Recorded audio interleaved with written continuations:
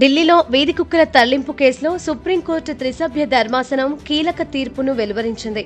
Justice Vikram Nath, Sandeep Mehta, N V అంజారియాలతో కూడిన ఈ ధర్మాసనం గతంలో జస్టిస్ జేబీ పార్దివాలా ఇచ్చిన వీధి కుక్కలను శాశ్వతంగా షెల్టర్లకు తరలించాలన్న ఆదేశాన్ని రద్దు చేసింది. బదులుగా వీధి కుక్కలకు టీకాలు, డీవార్మింగ్ చేసిన తర్వాత వాటిని అదే ప్రాంతంలో విడిచిపెట్టాలని ఆదేశించింది. అయితే రేబీస్, ఆక్రోశ స్వభావం ఉన్న కుక్కలను మాత్రం విడిచిపెట్టకూడదని కోర్టు స్పష్టం చేసింది. ఈ తీర్పు ఆగస్టు 11న జారీ అయిన ఆదేశాలకు వ్యతిరేకంగా జంతు సంక్షేమ సంస్థలు, డాగ్ లవర్స్ నుంచి వచ్చిన నిరసనల నేపథ్యంలో వెలువడింది.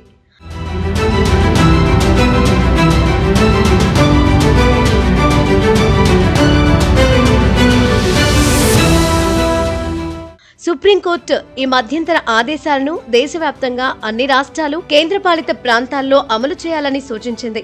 ప్రజా ప్రదేశాల్లో వీధి కుక్కలకు ఆహారం పెట్టడాన్ని నిషేధిస్తూ స్థానిక అధికారులు ప్రత్యేకంగా కేటాయించిన ప్రాంతాల్లో మాత్రమే ఆహారం అందించాలని ఆదేశించింది. ఈ నిబంధనలు ప్రజల భద్రతను కాపాడుతూనే వీధి కుక్కల సంక్షేమాన్ని కూడా నిర్ధారించే లక్ష్యంతో రూపొందాయి. అదనంగా డాగ్ లవర్స్, జంతు సంక్షేమ ఎన్జీఓలు కుక్కల సంరక్షణ కోసం 25,000 నుంచి 2 లక్షల వరకు డిపాజిట్ జమ చేయాలని కోర్టు ఆదేశించింది. ఈ నిధులు కుక్కలకు టీకాలు, డీవార్మింగ్, ఇతర సంరక్షణ కార్యక్రమాల కోసం ఉపయోగపడతాయని తెలిపింది.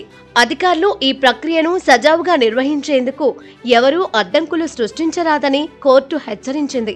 ఈ తీర్పు జంతు సంక్షేమం, ప్రజా భద్రత మధ్య సమతుల్యతను సాధించే ప్రయత్నంగా భావిస్తున్నారు.